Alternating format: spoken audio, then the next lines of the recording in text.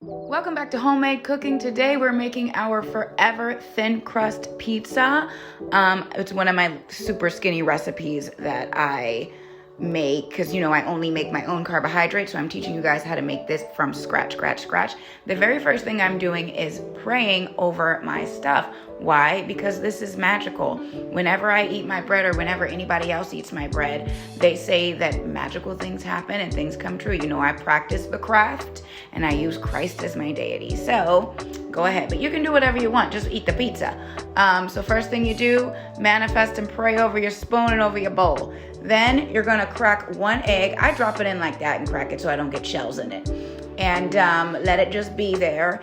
In the corner, there is 2.5 teaspoons of yeast and some warm, not hot, but warm water. You're gonna pour that in there. You're gonna let it activate for a couple of minutes. You're gonna pour that in there and stir it up with your wooden spoon. I use the same spoon every single time. It's the only spoon I use to make bread with. There is no one other spoon and no one else is allowed to use it.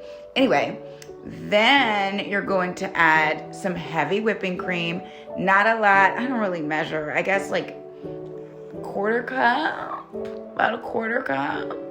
I'll do measurings next time. Measurements, diamonds, what's going on? Then you're gonna stir that up really good.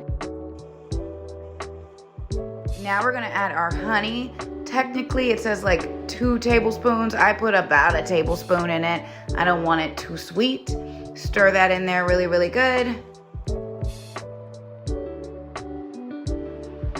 And then to make it pizza-y, you're gonna add some Italian seasoning. Perfect pinch is what I use. If you know any other Italian seasoning, you go ahead and use what you want. But I like this one, and just to flavor. And then some pink Himalayan sea salt. It's the only salt I use. Do not use any other salt. Unless you know some magical salt. But use this. It tastes better and it's better for you. Now give this a really good stir until all of your ingredients are mixed, like perfectly or as good as you can get it. And now we're gonna start adding our flour. I only use French flour. You can get it on Amazon. It's not that expensive. This is what helps with the bloating. It ended up being about 2 cups. I don't normally measure, but I was trying to measure for you guys, but normally I just pour it out of the bag. This helps with bloating. It helps you not bloat. It also helps with calories. It's lower in calorie. It makes your bread magical. I can eat an entire Hoe-made, I call it Hoe-made, just a baguette, but whatever, and some pizza and wake up perfectly fine the next morning. No constipation, nothing. So you need to use that flour if you have bread issues. If you don't, then do what you want. Now stir it in there really good. I do this my way. This is my magical pizza way. If you don't like the way that I make this bread, then you can make it a different way. But this is the way because I don't like sticky stuff all over my fingers, which, wow, ironic because I'm making bread. So I stir it as much as I can. I add more flour than technically you're supposed to, but this is how I do it and it comes out perfect every time. So add a little bit more flour up until it gets to it kind of clumps up really good, about this consistency. You see where it's grabbing all the stuff around the bowl? There you go. And now, once that's stirred up really good, or as good as you can get it, you are going to stop stirring, Diamond, and you're going to knead it.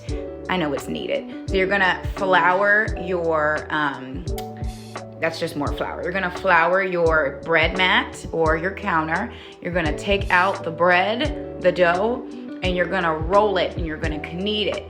I do not slam my dough down. I want this to be made with love. I love my body. I love my life. I love the people I'm feeding. So I want them to taste the love. I don't like when people slam down the food. I feel like you can taste the anger.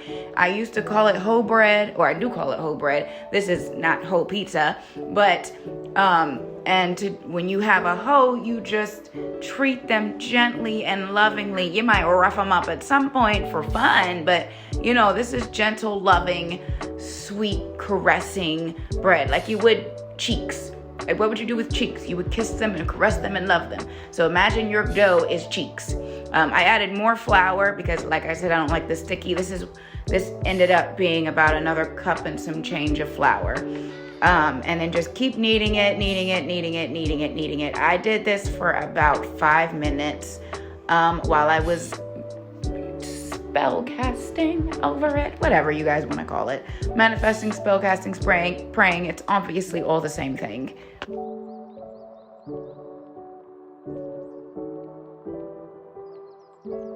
I got a little annoyed. I added some more flour. So you can do that too. That's about another half a cup, maybe a quarter cup. It's a quarter cup. Don't put a half cup. And then I kneaded it some more and some more and some more.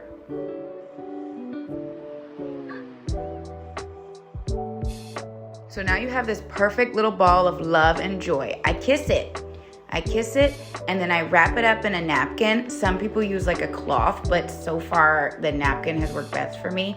Use your bread bowl and wrap it up, and then you cover it, you put your hands over it, and you cast your spell over it. My spell is for, I'm not gonna tell you what it was for, but you can do the same thing. Just use your intent and use your love. Now that we're done praying over it, we let it sit for about an hour to 2 hours, I think it was. Then we're gonna preheat our oven to 375 degrees and let it preheat most of the way. You're gonna reflour. You see how big it got? It grew up. So you're gonna reflour your bread mat, and now you're gonna start rolling out your pizza. So what you have to do, you have to flour your rolling pin, because if you don't, it will stick, and then you'll be pissed off because it'll keep clicking and clicking, and you're gonna lose your fucking mind. So take it out, unravel it. It sticks to it sometimes because idiot me forgot to reflour it, but that's fine. It'll just pull it all off, or use a different method if you know a different method. Anyway, now it looks like it got beat up. I'm sorry, but you're just gonna kind of clean it up, get it together, wipe its face off, you're fine. Clean up the mascara, stop crying, and then you're going to cover it. You're going, with flour, you're gonna cut it in half. That's for the hoagie that I ended up eating with it. And you're going to roll it back into a ball. It might not be perfect, but it's gonna be delicious.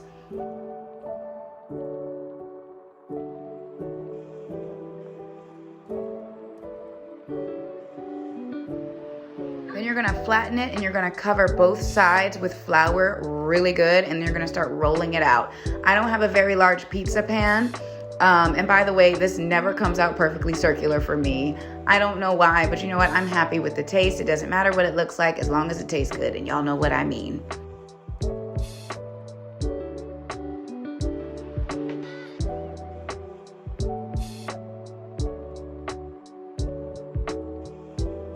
So just roll out side to side, up and down, round and round, until you get to the size of your pizza pot, pizza pan, pizza whatever, your pan that you're gonna put your pizza on. You're gonna see me here, I'm measuring it to it, because sometimes I do too much and then I have to make like a stuffed crust pizza. Nothing wrong with stuffed crust, but I don't want that today.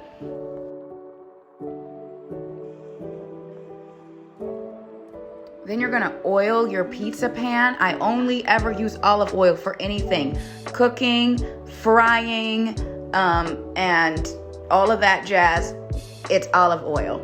And then you're going to put a little bit of olive oil and spread it around the pizza crust. Make sure this is not too smushed in, but just enough so there's no air bubbles, or you'll have a me problem. And then you're gonna wipe it with olive oil, and you're gonna put it in the oven for like just a few minutes, so it can rise a little bit, and it can get a little I don't know what it's called, like bready, so it's not all doughy. So yeah, you want to cook it for like maybe 5 minutes.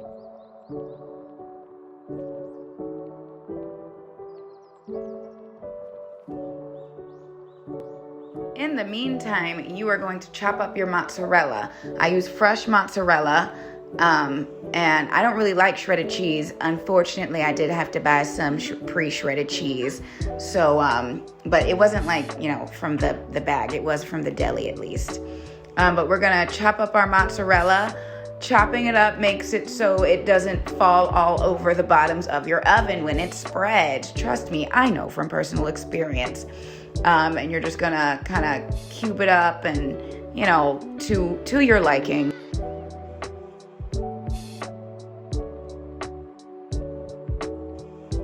And I just wanted to show you guys the cheese that I got, the other one, the shredded cheese blend. I'm using, this is not the one I ended up using, but some pizza sauce and some spinach, just the rest of the spinach. So that's what's gonna be on my pizza. So you take it out, you pour your pizza sauce on there first, and this is me switching it. I use, what is it, Diallo, some type of delicious ass pizza sauce. It was thicker.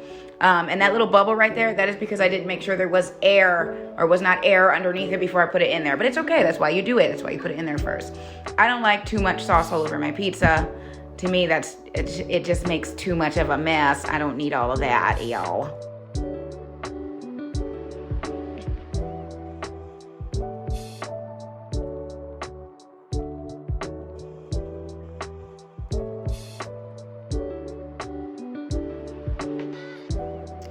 Then we put our spinach on, and you just spread it out evenly, unless you want a big old clump of spinach right in the middle. That's on you. Personally, if I were you, I would spread it out nice and evenly, or as evenly as you can get it. I'm not the best at spreading things, other than, well, you know. Anyway, and then you put your mozzarella on first, and you see I was also ripping it up because I just really didn't want it to spill over into the oven again and again and again. It keeps happening. So the more you rip it up, the more you shred it up, because it's almost impossible to shred mozzarella.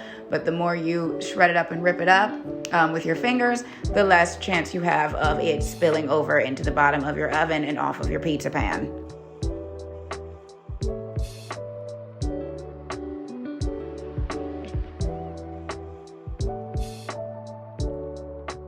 Then you're gonna put some more cheese on top. This is the 3 cheese shredded blend. And if you just wanna put like only mozzarella, you can, but you're gonna need more of it, and that can cause it to, you know, once again, spill over onto the sides and ruin your oven.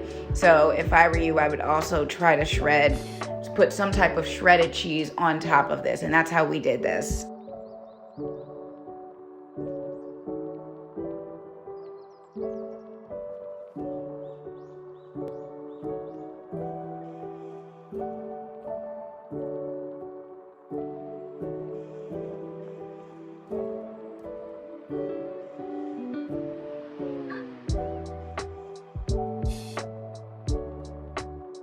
Now we're gonna put it in the oven for about 10 to 15 minutes.